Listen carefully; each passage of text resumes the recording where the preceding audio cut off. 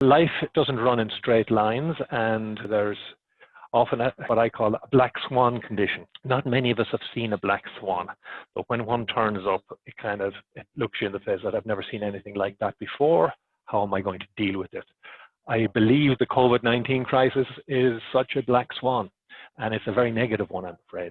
So we have to kind of lean back on what we know, self-evident truths, common sense, and try and merge the knowledge we have to apply it to a whole new set of problems. And that means when I look at that, I have a couple of mentors who I've kind of been big influences in my life. One of them will be Stephen Covey, who with his 7 habits, and they are called for in great measure at the moment, being proactive, doing something about the situation you're in, beginning with the end in mind. In other words, resetting your vision for the future, prioritizing what needs to happen first, looking to understand impacts on your particular business. So seeking first to understand, looking for synergistic solutions, and looking for win-wins, because win-wins at the end of the day are the only things that have any real, what I call, duration when you're dealing with customers, stakeholders, providers of capital or whatever. And at the very end of that, his last habit is sharpening the saw. And I suppose those of you who've taken the time to come here today are doing just that, sharpening the saw, building new skills for yourself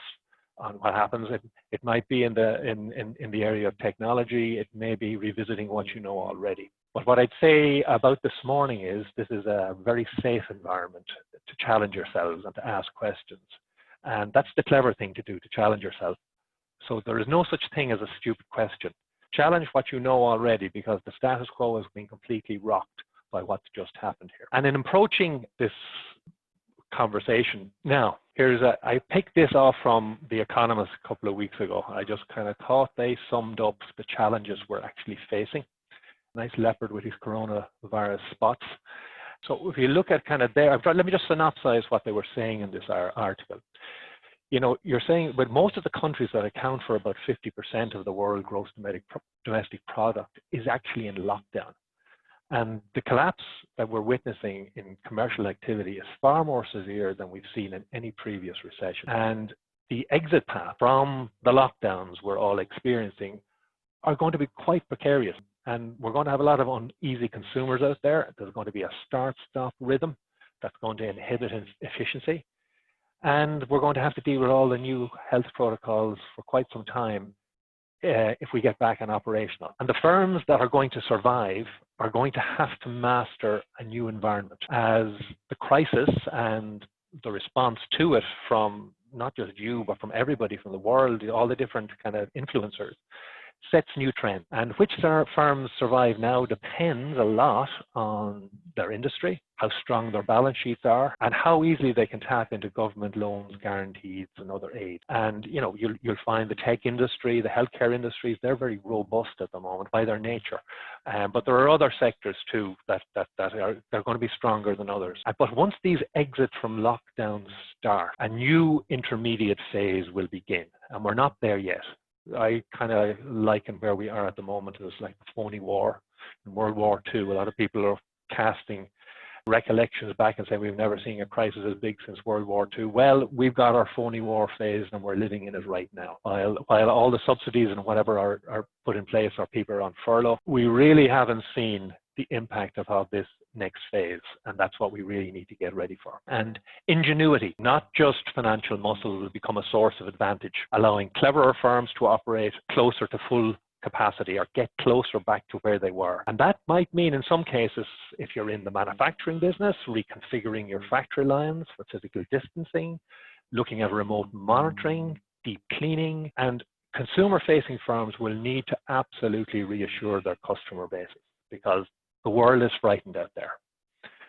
Before we went into this recession too, I suppose a quarter of the world's firms, according to The Economist, have more cash than debt. There's a lot of cash out there. So this will see some firms buying rivals in order to expand their market or to secure supply chains going into the future. And I think the whole Asia Pacific supply chain thing has come into focus. If you look at kind of Apple at one stage, had only 10 days worth of stock, and its main supplier in Asia only had 41 days. Now, when supply chains stop like that, that causes a rethink. So what we're going to see is, I think, and this is three basic trends, and I concur with this. These are not identified by me, but they certainly resonate with me. So we're going to see a much quicker adoption of new technologies. Like, we're delivering this on a Zoom platform. I'd never used Zoom before. I'd used going to meeting or whatever. But the planet is having a crash course in e-commerce, digital payments and remote working. That's the way it is. You go to your doctor now and you don't get a script, it's emailed. Yeah, you know, there's telephone triage happening. So more medical innovations beckon, because there's a huge amount of money going in there. And, you know, I don't know, that could go right the way up to kind of gene editing technologies. Secondly, and this is kind of pretty acute, and we've come across this already with some of my own clients, the global supply chains will begin to have to be recast. So this is kind of, we just came out the back of a trade war, with very visible one between the US and China. And that was already seeing people migrating their sourcing, because the cost of production has actually, as China's economy has progressed, the cost of production up there has increased, and it kind of made more sense to actually move it back home. But with the shortened supply chains, people are looking at kind of maybe bringing that and looking at a portfolio approach. And the whole basic lean efficiency thing of just-in-time stock holding gets thrown on its head. I think you may be into a new period where you're going to have enough in time, so that you actually can meet your orders. And that might mean higher pricing. And you know what? Consumers and businesses may just have to suck that up. And that points back at pricing models and how you reassess things. So again, you may see less cross-border business investment the year as firms become less profitable, but a little bit more resilient and less dependent on global supply chain. And bigger business is going to do better than small business, because those with the stronger balance sheets will be seen as critical by governments looking to support. And the connections that are in there between big government and big business could see a further concentration, which I think could be a little bit frightening. Maybe not ours to control, but that's the kind of economic environment that I see out there. But like all crises, this COVID-19 calamity, it will pass. This is my, bless me father, this is my fourth recession. I have been through lots of these things. They come, they go, we will get over it, but it's going to change. Everything changes with it. And in all change, there's both huge threats, but there's also opportunities. And those that are agile enough to seize them will do just fine out of this. Okay, that's my brief synopsis. And by the way, I'll make these slides available to you as we move on later on, just as a little bit of a refresh. Going back to what I was saying earlier, one of the big challenges is to turn what you know already, the common sense of what you know about business practices, into common practice in the new world that you live in. So when you're looking at that, you look at three basic things. So you've got to look at the core issues that need to be addressed and the key questions, and you've got to ask yourself, well, how robust and how well positioned am I financially? Harking back to the economist synopsis there, you know, I mean, how strong is my balance sheet? How much can I take? How much flexing can I have? And I see this with companies that I'm talking with in distress now that are shut down and could be shut down till September. They're looking at kind of bridging and survival guides. They're looking at how robust the balance sheet is, how liquid it is. So that's really important. That's your baseline position. And this is like building a bridge. You need to set a base position, a bridgehead that you can build from. And then you need to see from that, you need to reassess your strategic position. And this is relative to kind of, what have I got and what can I offer in the future, and where do I want to develop over the next 3 to 5 years in the new environment that's coming out there. So again, there is a recessionary period coming, and we need to try and plan and manage through the crisis. So this isn't just kind of once-off shock and we're not going and everything's going to be all right when this is over at the end of June and lockdowns start to get lifted. We've got to plan for a volatile world and the fact that businesses we're going into a kind of fairly major recession, whatever happens. What you do when you're in a time of crisis like this, you go back to fundamentals, and those that have heard me in the Go Global program will have seen me say, listen, the first thing we need to do is assess where we are. This crisis happened out in the general business environment there. It's kind of, if you look at the icon there, you'll see there's a little triangle. I call that the rocket. That's the business that you drive. And there are external forces that play on that business that you don't really control, but you must respond to. And the COVID-19 crisis and how it's changed the business environment is one of those forces of pressure that has become super dominant. But there's also moves in technology, how your competitors are reacting to the same situation. What's the main to your industry? If you're a public house at the moment, you can't open. If you're in selling high-tech communication equipment, you could be booming. Your customers their spending power for a huge amount of consumers has actually completely contracted. Everyone is planning, even on the business-to-business front, that kind of all payments, even with pauses from being offered by financial institutions, that payment ability is going to be constrained going into the period. And this means that it's going to eat equity. So shareholder circumstances are going to be tried and tested, whether they'll be looking for new equity, it may not be there. A lot of the schemes that are being presented by governments or whatever at the moment are actually ladening debt on companies. Okay, there's quick access to cash, but ultimately most of it, apart from the wage subsidies, are going to end up as debt on the balance sheets. And that's fairly significant. So that's the environment out there, the general environment we're out there. And my quick run through there is just an overview. You have to look at that relative to your own particular business when you're assessing kind of what's happening out there. And then when you get to your own particular business, we need to take a look at this piece here, which is the rocket. And this is a blown up version of the small triangle down below, but this is the ship that you drive. And in there, you need to recast your vision, where you see the business is going to be in 3 to 4 years' time. You have to develop a strategy for doing that. You have to look at your structures, your people plan, and how you're going to organize yourself to deliver that. I mean, there's been wide scale and massive changes in the employment structures in most companies as they reshuffle and look at what they do. That's temporarily enforced by a lockdown. There will be new structures required when we come out and when we merge into the second phase, the post-phony war phase. Culture and environment is going to change dramatically, and you've got to respond and see how you're going to fit into that. And then you're looking at all the key drivers in there behind the basic business model. You know, what products and services you're going to offer, how you're going to market and sell those. How are you going to make money out of it? What kind of people will we need to actually deliver this? Or will systems and processes become even more dominant in what we're doing? So all of that needs to be that's the environment, that's the pieces you control inside in that rocket. But there's 3 primary areas of focus in a time of crisis. That's what we're going to focus on for the bulk of it. And the first area I call it your valuable formula. Right, so and that means reassessing the competitive element that generates profit for you and sustainable success for the business into the future. That's kind of a recast of your valuable formula. We'll talk about that shortly. Then you also need to look at modifying your operations. How do you change the way the business works to adapt quickly to the changed environment? And the third area is managing for cash. You've got to establish the absolute priority of cash over profit and investment while this storm is blowing. And it is, you have to manage for cash, not for long-term profit. That's the priority. So we're going to take each one of those in sequence, and we'll just work our way through it. Is everyone with me so far? I'm assuming you are. If you haven't, you can. I see thumbs up from 1 or 2, so that's great.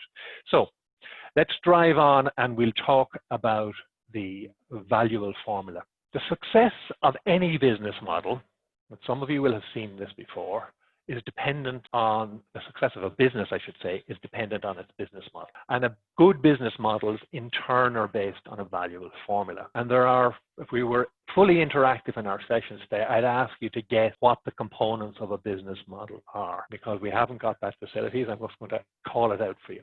So there are 4 basic components, and that is the what, the who, the why, and the how. So what deals with what it is, what products and services you actually deliver. The who is the people who buy them. The why is the reason they buy it, and the how deals with how you make some money out of it so that the whole thing is sustainable. And if you have good product, good customers, and you can make money on it, you have what I call a scalable business model. What happens in the middle of a recession is the equilibrium of a business that actually was profitable can change quite dramatically. And this is why you need to reassess it. The a valuable formula part particularly focuses on the who and the why customers buy from you. That's where you really need to reassess in your valuable formula. But what at the end of the day, if you're going to develop a new strategy, and that's what's been called for here, it's about developing scalable business models where all of those components are in balance with each other, that you have good products, that there are people out there who want to buy them, and that they want to buy them at a price that will actually deliver a profit to the bottom line. If they don't, you need to go and rework this as a matter of urgency, because it won't last. It will be like a three-legged stool with one of them very loose and wobbly. So strategy is about developing scalable business models and develop a new vision for the business so that'll work in the new world order. And this is, you've heard the phrase future-proofing. That's reviewing your valuable formula in the context of such great change. So you need to focus when you're looking at your who and why. You're talking about uniqueness. Is the uniqueness of your product, your service, or your knowledge of a particular section. It could be to do with location or access, whether you're already born online or whether you need to migrate onto line, the level of service you can deliver, and the value proposition. What makes it valuable in the eyes of your customer? They're all areas you need to focus on. When you're looking at the money-making side of it, the how part, you're really kind of looking at things like input costs. Have you got lower input costs? Can they be made lower? Can you be more efficient when in your production? Again, when you're looking at pricing, are you a discounter or are you a premium pricer? And that kind of, if you like, works you all the way back to some of those basic fundamentals I was talking about. If you think about Michael Porter, one of the great orators on competition, and he defines kind of competition, as you're kind of falling loosely into three slots. So you're talking about price leadership, where you can be the lowest cost, bigger, stack them high and sell them fast. Or you can work in differentiation, where your product or the way you deliver your product is made unique to you, and that can command a premium price, so you don't have to be the lowest cost producer because it's so different out there. Or else you can focus on a particular segment. But what you're asked to do at a time like this is to re-examine what is going to work best for you in this new world. In good times, you can take your valuable formula for granted, because you know what? It's worked for the last 3, 4, 5 years. And quite a lot of people can take it for granted and not really understand it. This is a time to get right back and understand the who and the why people buy and how you can make money from it.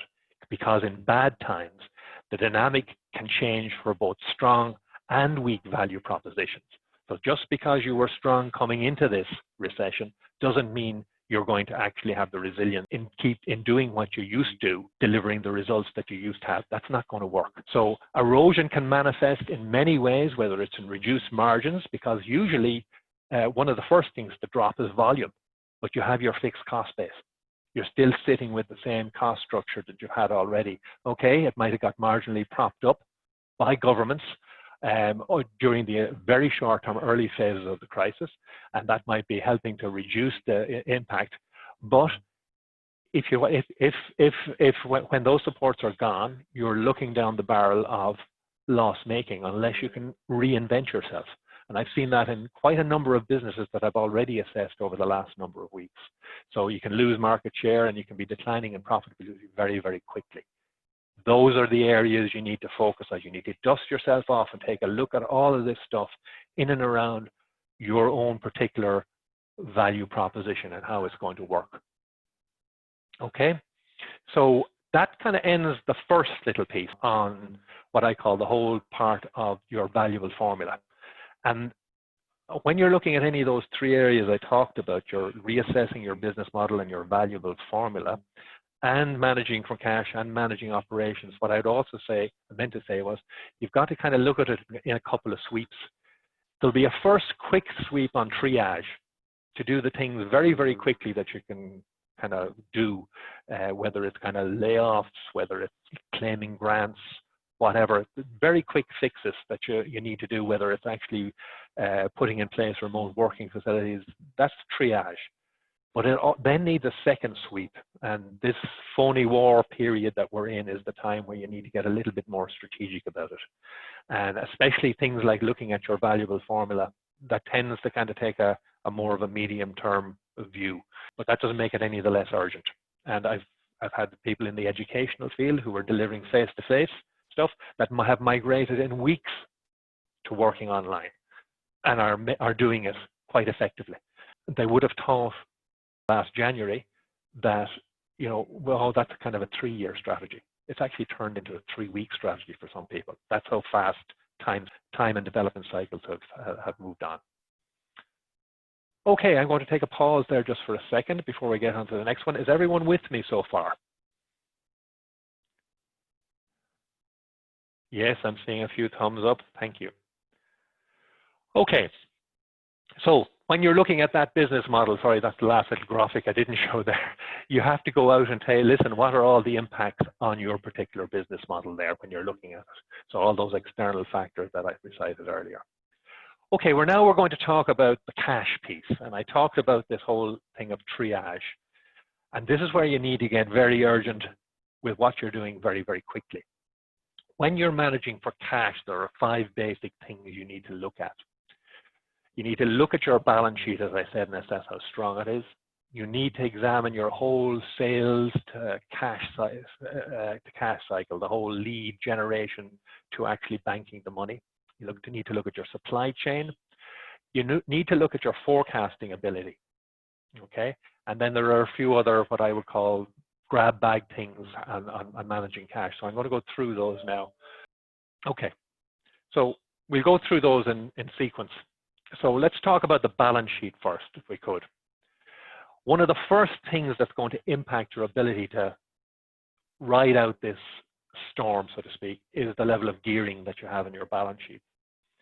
And in fairness to the banks, they have been very, very quick to introduce the moratoriums in a lot of places where loans are actually put on hold. And that kind of has taken some of the short-term pain out of it. And clearly from a triage point of view, you have to go and grab all these things. I mean, if there are moratoriums available, go and grab them and take any support that's actually out there, because you don't know how bad this is going to get just yet. And I was dealing with one business that, oh, we don't need it. We're forecasting out that everything's going to be fine. And I know by putting moratoriums in place, they could put another 100,000 in cash on their balance sheet in liquid terms by just grabbing it. And it's really trying to get the urgency to say, listen, your short-term forecast, you don't know if that's going to be right. Grab it, avail of them. But you also need to assess your level of gearing.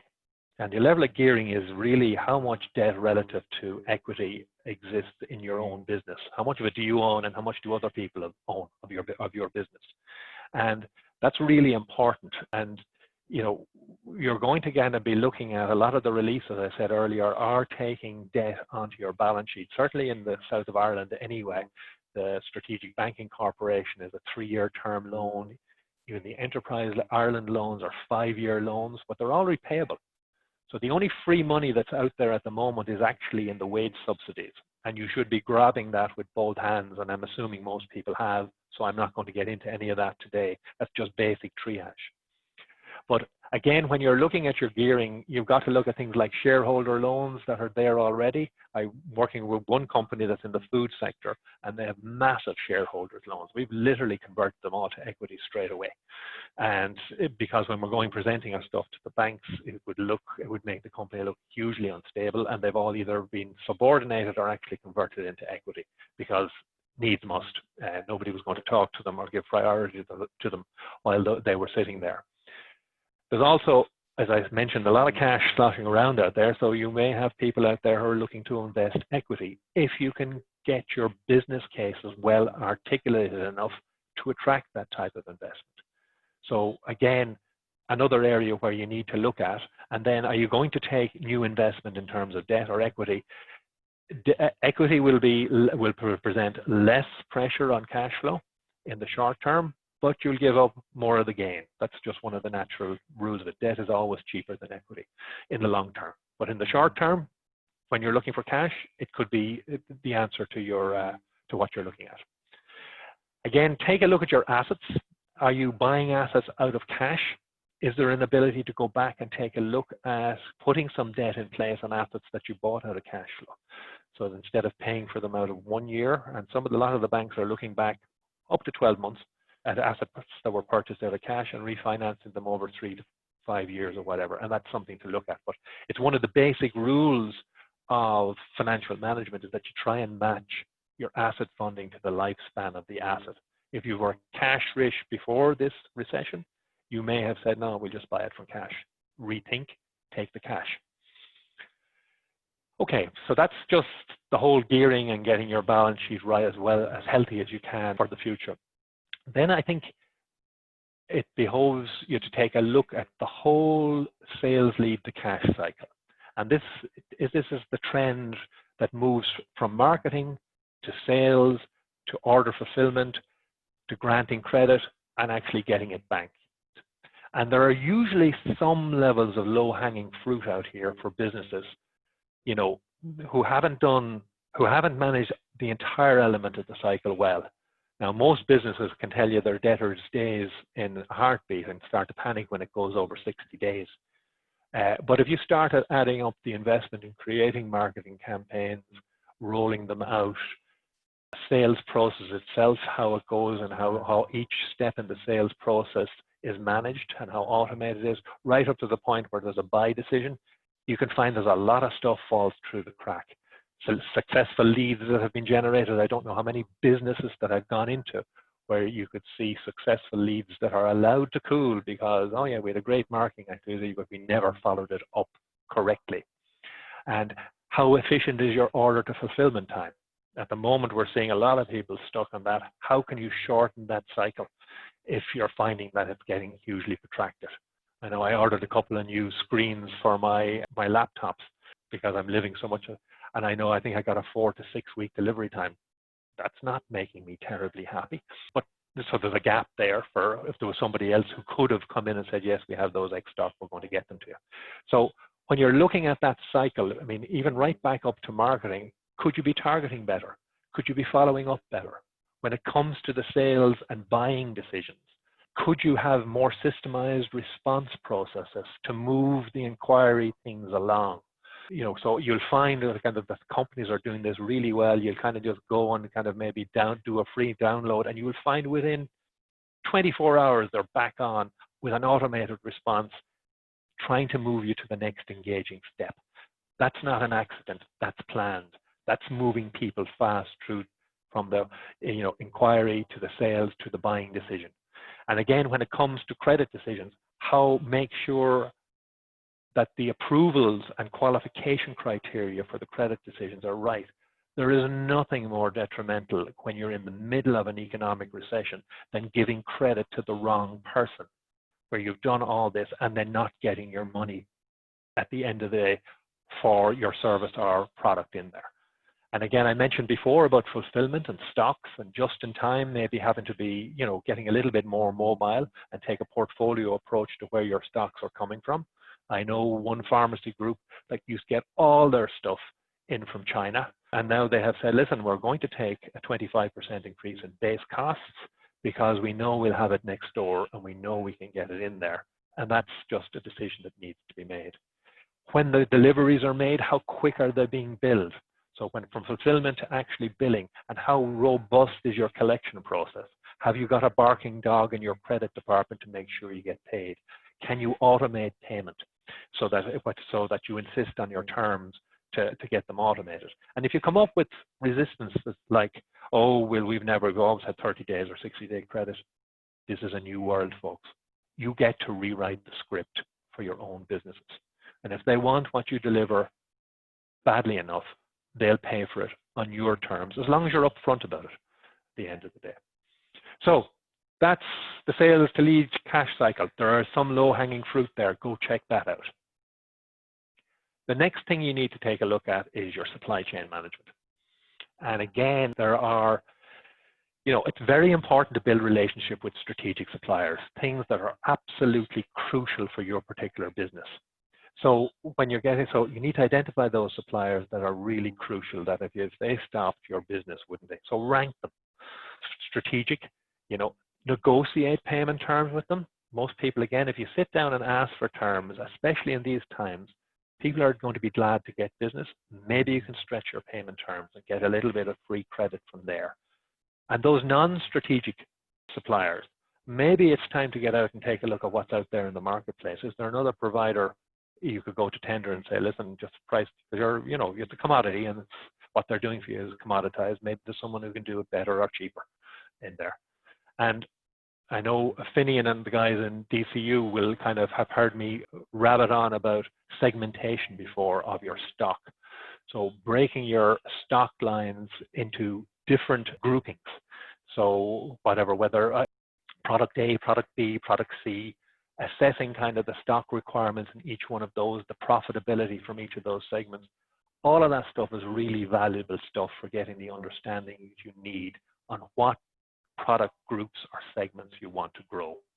And you can also, when you're looking at supply chain, just look at the whole thing of, workflow improvements. Is there ways of doing things better? I mean, we tend to tolerate poor processes in businesses that are doing reasonably well in good times. And the bad stuff gets kind of drowned by the tide of good stuff. Now's the time to look at workflow improvements to see if things can be done more efficiently, better, cheaper, or whatever when you're in there. And I suppose that leads into the fourth point, which is an ability to forecast.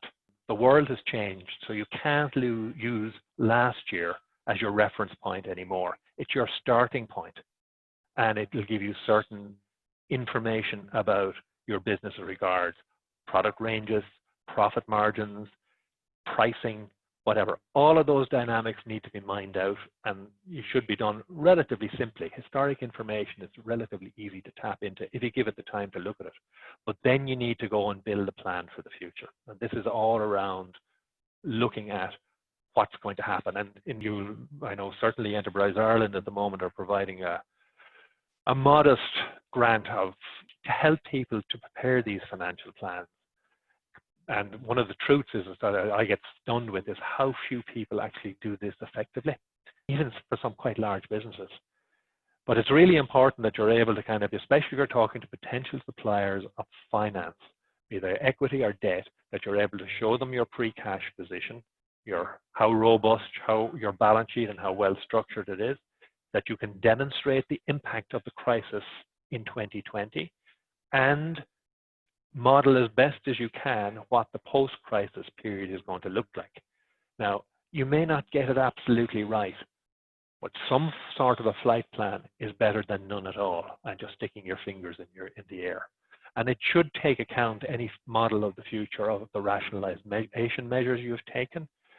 The key revenue drivers should be clearly identifiable, so you should be able to see kind of, well, what products are going to kind of get pushed, what might get impacted. You need to be able to see the impact of your cost drivers. So as regards people, what are the main cost drivers in your business as regards, I mean, as you've got most businesses are getting a 3-month kind of hiatus on having to make any difficult decisions about staff. But then you're going to have to go and look at ranking your people, and I'm going to talk about that again in the MIDI. But you have to grab the subsidies. But usually the people plan becomes really, really important, both for the crisis and post-crisis. And then you need to look at all your other costs, your fixed, variable, and activity costs, and see, can any of those be mitigated? I know one company where it's saying, listen, the remote working has been so successful that they had planned on doing in 2 years' time to be fully migrated. And as I say, they did it in about 3 or 4 weeks. But now they're saying, because it's so successful, they don't need all the fixed costs of their central, beautiful HQ that they have anymore. So, and there's a lease renewal coming up in 2 years' time. They may very well opt to lose that fixed cost. And that might be quite pivotal when it comes to negotiating with somebody about repayment terms that are coming and going to crystallize in year 4 or 5 post-crisis. So anyway, I'm only touching on points here, but I'm just trying to stimulate the mental activity around this. Other ways you can manage your cash clearly is to defer capital expenditure. I mean, again, cash is king, and unless you can kind of see it giving you a fairly immediate payback, defer it. Can you repair rather than spend?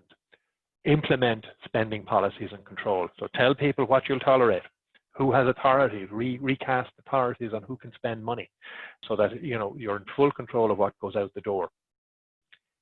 And your cash preservation culture needs to start at the top down. I had a very, what I call embarrassing, but it was a kind of sensitive conversation with a group of senior managers yesterday on one of these conference calls, where they had put in a swinging measure of cost reduction strategies and forgot to include themselves in it. You have to lead from the top. A fish rots from its head down, and if you're not prepared to take the pain as a leader, don't ask your people to do it as well. So top down, really important. And then you need to be able to revise and iterate your budgets and cash flow regularly. So whatever models are prepared, you need to be able to flex them, because you're not quite certain which way this is going to go. And most companies I have worked with over the last 3 to 4 weeks have changed their budgets about 6 or 7 times.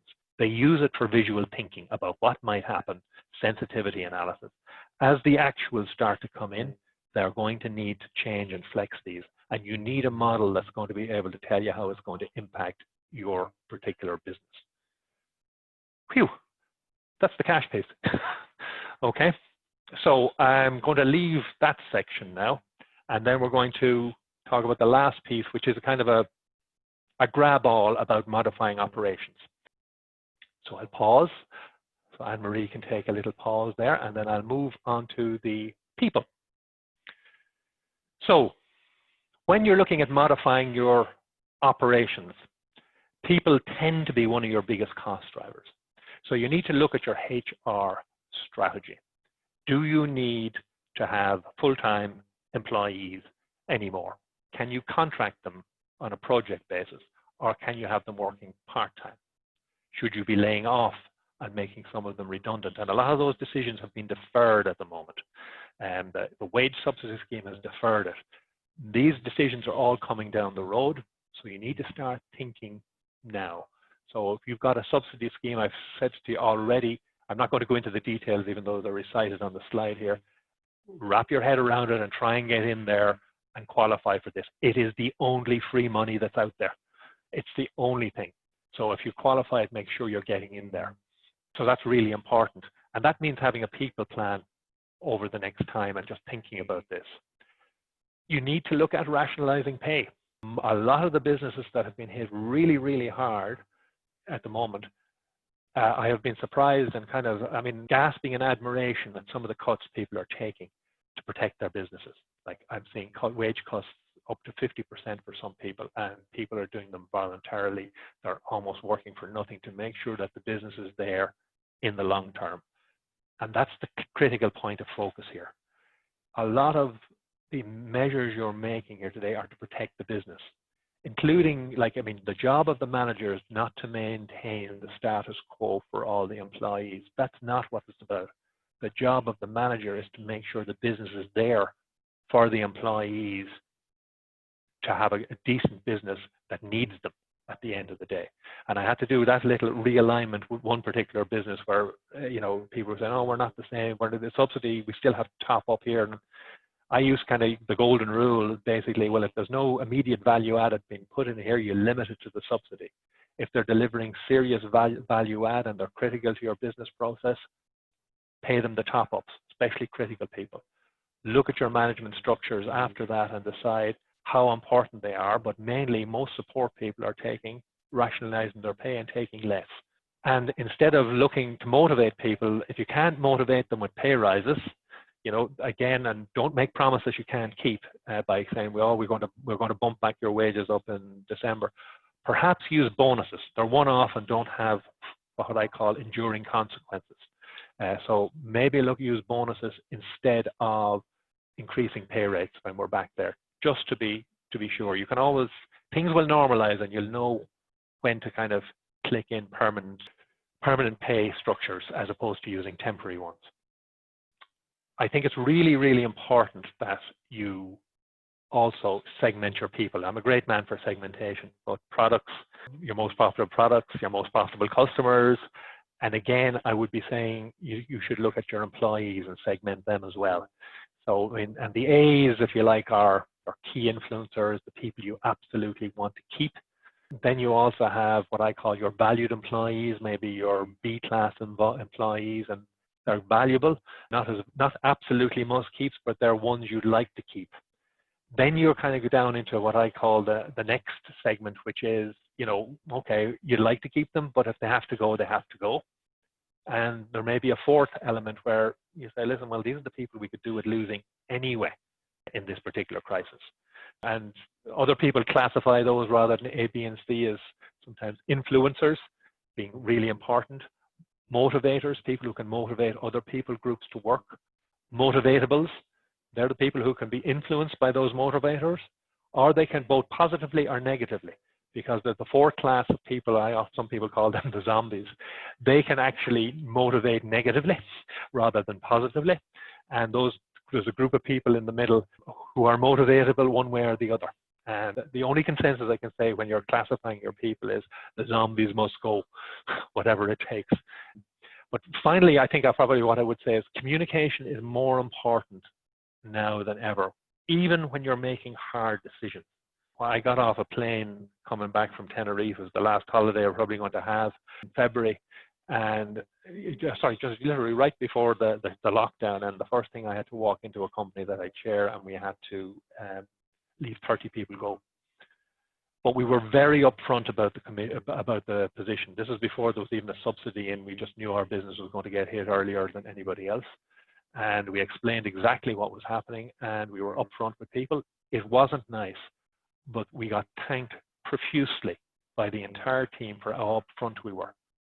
So people are understanding, they are reasonable. If you are, don't presume they know what's going on in your head. And the more open and fair you can be without making stupid promises, the better. Okay, that's all I have to say about people at this stage. Hope you're all still with me. And I hope you're seeing a lot of this isn't anything startlingly new. This is what I call blinding flashes of the obvious, BFOs. So let's just talk about marketing and sales now, if we can, for a minute. So again, if you've got existing sales that you can't fulfill, this might seem very, very stupid or basic, but anyway, can you defer rather than cancel? Can you fulfill at a later date? Can you fulfill in a different way?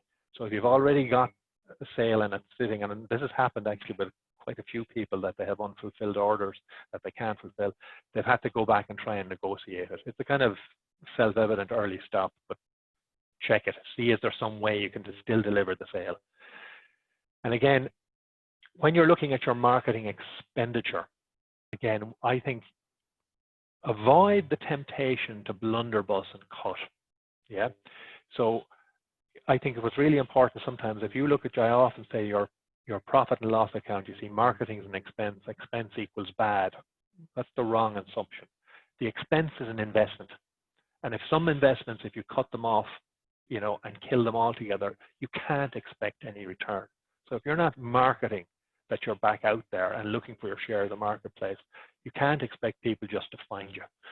So, but what you do need to do is try and measure the return on marketing investment. Now, a very simple measure of that is looking at your sales and looking at how much you're spending on marketing and doing a quick percentage yield from it. It's kind of general, and I tend to take it one step further. So again, what I tend to kind of is I look at the return, the investment in marketing when it's compared to new business generated. That's a much more effective measure of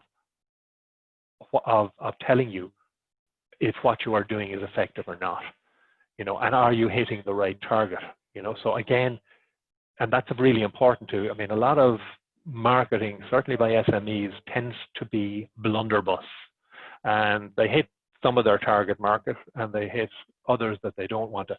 Focus marketing will give you the best bang for the buck. There is absolutely no doubt about it. So identifying your central demographic model, they call it, or your preferred persona is what other people call it.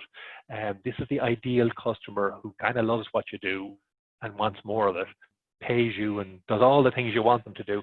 That's really important, that your targeting gets right. And your who, they're the people you're targeting, may have changed since this recession. There may be other who's out there, and some of the people who were buying from you may not be buying from you anymore. So again, look at who you're targeting and try and be as effective as you can. Look at also at lower cost marketing activities.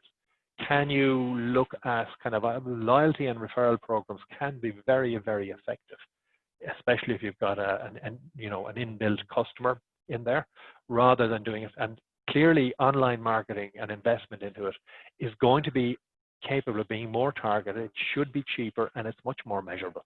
Usually, you will know whether you're getting your hits on your websites or whatever, or running particular campaigns through campaign websites, whether you're getting the bang for the buck or not. So, but you need to go back and look at that.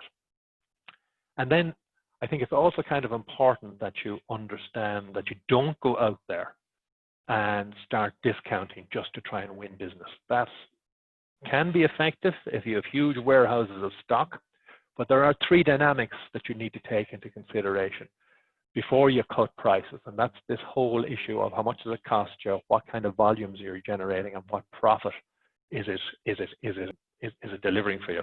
And if you just bear with me now, I'll show you a quick example, I hope, of that. Now, again, I've just set up a model here. Some of you may have seen this before, so let me just take you quickly through it. So if you just take this, this is your current position. You're selling 100 units and your selling price per unit is £100 or euros.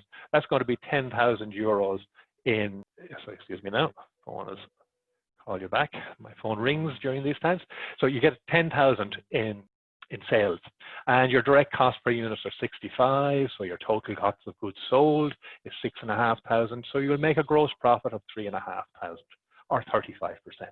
That's the current position. If you go in there and start discounting, so let me just show you, pop in here and just watch the little piece up here with the revised numbers. So let's go in and discount. Let's put in minus 15%. Now, what's that telling us? Now, to get the exact same gross profit after applying a 15% discount, I need to increase my volume by 75%. Okay, just to stand still. That's hugely important. Now, that's a lot more of people looking, and if you're adopting a price leadership approach, that's particularly with, say, listen, we can do stack them high, sell lots of them, and we have them there. It might still be a valid strategy, especially if you can increase the volume beyond the 175 units and get it up to 250, you're going to make more money. But that's price leadership in action. Let's look at it the other way around, where you're actually saying, listen, what I do is very differentiated, it's unique in the marketplace, I can command a premium for it, and I increase the price by 15%, and I find people who are prepared to pay for it. Not everyone. What I can afford to do then at that stage with my premium price position is I can afford to lose 30% of my existing customers. 30%. So now I only need to sell 70 units to get the same profit, gross profit of 3,500. And clearly, obviously, if I can hold most of my customers, if I don't lose 30%, then my gross profit is going to be much, much better. I show you this purely to just indicate how important it is that you get your, what I would call your strategy, your pricing strategy. Let me just flick through this again, because it starts at the start. That you get your pricing strategy absolutely right when you're kicking in there. Okay, so that's pricing, really, really important. Nearly getting towards the end of the slides, folks, and then looking forward to opening it up to you then at that stage. But let's just quickly skip through other things in your whole operation side of things, you know, when you're looking at your product and services. Again, things you need to look at is, do you need to completely shut down? As certainly one particular business I'm in, I think everyone is shut down, but one particular business I'm in looks like it probably won't start till 2021. Yeah, but it has been able to migrate about 20% of its business to an online product very, very quickly in the short term. So can you actually look for ways to deliver what you're doing online? Especially, we still are maybe moving into this world of restrictions going forward. When moving on and looking at research and development or new product development, you really need to cast a cold eye on this. You know, if there is no short-term positive cash can I suggest that you shelve it? You may have remobilization costs putting it back in. That's kind of really important. So again, unless you can see an early payback, you know, where it's going to sit in there and actually say, listen, okay, if we do this, we're actually going to get benefits next year and the year after, and it's actually worth the spend. Then you might say, okay, we'll plow ahead with it. But I'd also say the same when it comes to expansion activities. Anything that requires cash up front is taking a very precious resource from you. I'm not saying strategically you don't do it, but you don't do it now, and you don't do it. You wait until you have your planning absolutely fine-tuned, and maybe you're using equity for it, or maybe you're using some long-term debt where you only actually have to service interest costs until you can get cash flows up from it. That's the dynamic. All of these things are interrelated. And next, I'm back to your friendly suppliers again. And when you're sitting in there looking at your suppliers, especially those strategic ones, you've really got to kind of look at establishing relationships with them. I said that earlier, so I'm not in there. I don't want to repeat myself.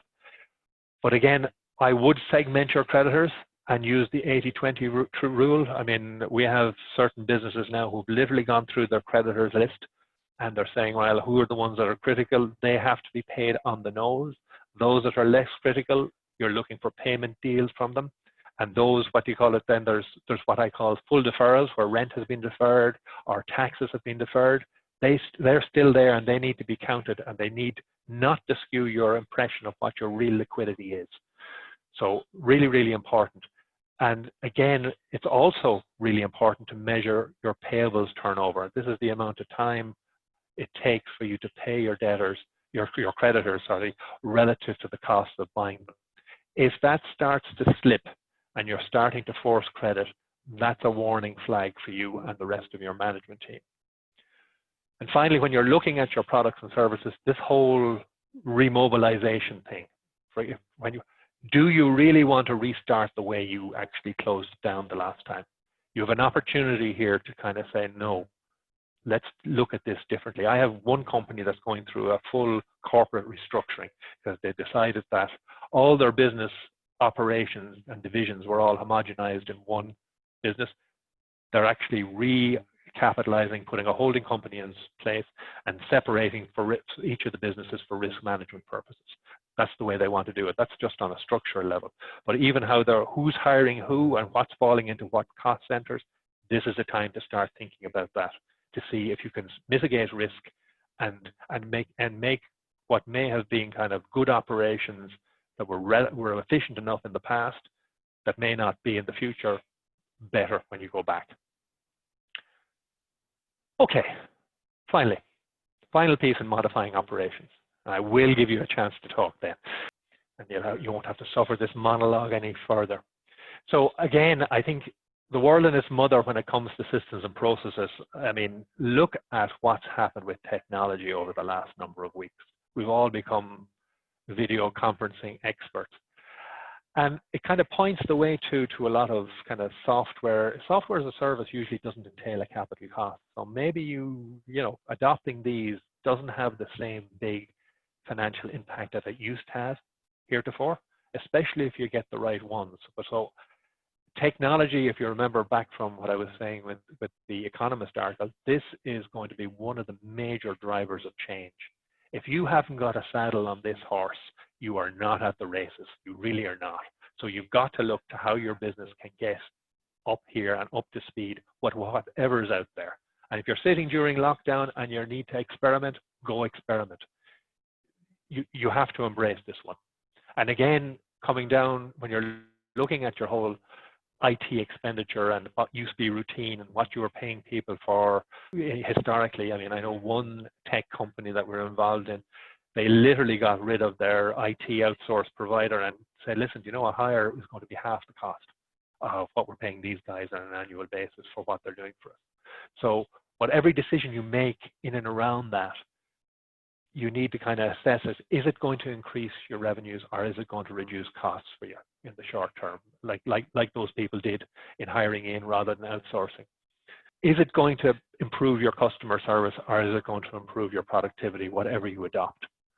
And you've got to be really careful not to cut core systems. I had one company who were saying, oh, listen, we have this backup system. It costs us, 150 grand a year just to keep this, for shutdown.